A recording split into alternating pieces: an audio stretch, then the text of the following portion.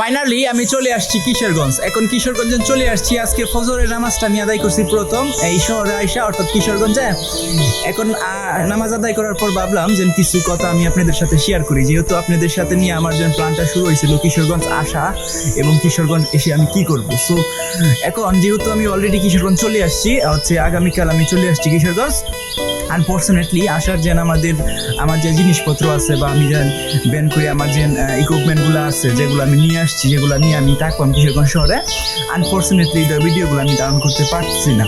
So that's why আপনাদেরকে দেখাইতে পারছি না যে আমার যে ইকুইপমেন্টগুলো আছে এই ইকুইপমেন্টগুলো কীভাবে আমি কিশোরগঞ্জ নিয়ে আসছি এবং কীভাবে বাসা অর্থাৎ চারতলায় আমি তুলছি। সো এই যে বিষয়গুলো আছে এটা আনফর্চুনেটলি আমি ভিডিওগুলো করতে পারি নাই। এখন আমি এখানে এসে একটা জিনিস রিয়েলাইজ করতে পারলাম যে এইখানে একটা দিন বসে থাকাই মানে লস। সো এখানে একটা দিনও বসে থাকা মানে লসেই।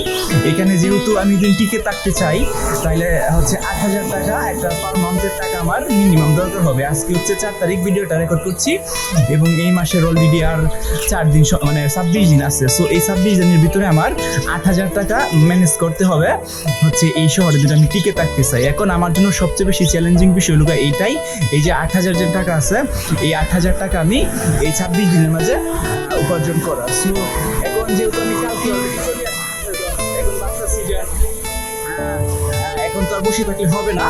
সো আমি কি করবো, আমি এখন হচ্ছে আমার আজকে হয়তো আমি একটু রেস্ট নিলাম, বা আজকে এই যে আমার চা বিক্রি করার ফুটপাতের যে ইকুইপমেন্টগুলো আছে এই ইকুইপমেন্টগুলো একটু কেনার চেষ্টা করলাম, লাইক ফ্লাক্স, এরপরে হচ্ছে চা, এরপর হচ্ছে চিনি, আদা।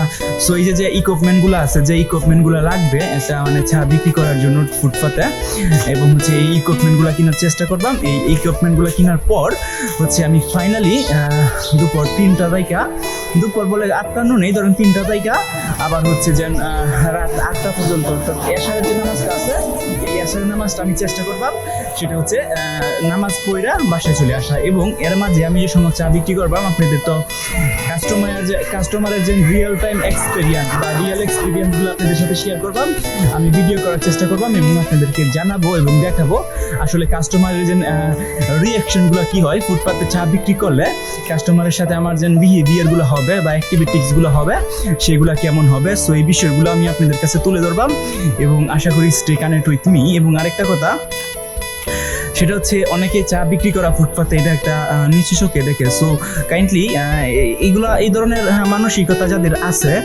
তাদের হচ্ছে আমি কি বলে এদেরকে আমি জানি না। সো কাজ কোনোটাই ছোটো নয়।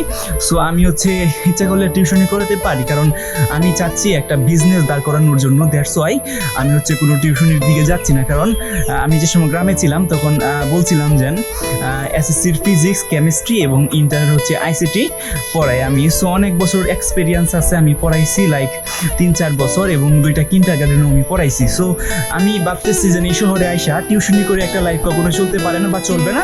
আমি চাচ্ছি একটা বিজনেস প্ল্যান দাঁড় করানোর জন্য। যেহেতু বিজনেস প্ল্যান আমি দাঁড় করাইলাম তার মানে আমি ভাবতেছি একদম ছোটো থাকে যে প্রিলিমিনারি স্টেপ আমি ফুটপাতের রাস্তার মধ্যে যে ফ্রি বিক্রি করা হয় সেগুলোই দিয়ে শুরু করলাম, কারণ একটা বিজনেস সফলভাবে রান করতে হলে সেটা হচ্ছে অনেক স্ট্র্যাটেজি আছে বা অনেক স্ট্র্যাটেজি কাজ করতে হয়। এখন আমি ইচ্ছা করলেই যে ক্যাপিটাল আছে মানে বড় ধরনের ক্যাপিটাল নিয়ে নামতে পারি। ইচ্ছা এখানে আরেকটা বিষয় আছে, আমি ইচ্ছা করলে যে বড় ধরনের ক্যাপিটাল নিয়ে নামতে পারি বা বড় একটা বিজনেস করতে পারি। ওই যে আমার ক্যাপিটাল বা মূলধনটা আছে সেটা কিন্তু রাইট নাও আমার কাছে নাই। সো এখন যেহেতু আমার কাছে এত টাকা নাই, এখন আমি কি করবো, এখন হচ্ছে আমার ফুটপাতে যে আছে ফুটপাতে আমার চা বিক্রি করতে হবে। সো চা বিক্রি করা এটা ছোটো থেকে আমি ভাবতেছি এটা রান করার জন্য। সো এই হচ্ছে বিষয়। সো অনেকে বলবে যে ফুটপাতে চা বিক্রি করে আপনি টিউশনি করতে পারেন। হ্যাঁ, এসএসসি অথবা ইন্টারের যে আইসিটি আছে বা এসএসসির ফিজিক্স, কেমিস্ট্রি আছে এগুলো আমি অনেক বছর পড়াইছি। সো আমি ভাবলাম আর না, এইগুলো এখন স্টপ থাক, আমি হচ্ছে একটা বিজনেস প্ল্যানে যাই। সো এই হচ্ছে বিষয়। এবং নেক্সট ভিডিও থেকে আপনি দেখতে পারবেন যে আমার যে রিয়েল টাইম এক্সপিরিয়েন্সগুলো আছে, লাইক চা বানানো, চা প্রিপারেশন করা এবং হচ্ছে এইগুলো নিয়ে যেন আমি ফুটপাতে সেল করা। তো এই যে বিষয়গুলো যেন আছে এই বিষয়গুলো রিয়েল টাইম যেন এক্সপিরিয়েন্স এগুলো আপনাদের সাথে তুলে ধরার চেষ্টা করবাম। এবং স্টে কানেক্ট উইথ মি। আল্লাহ হাফেজ।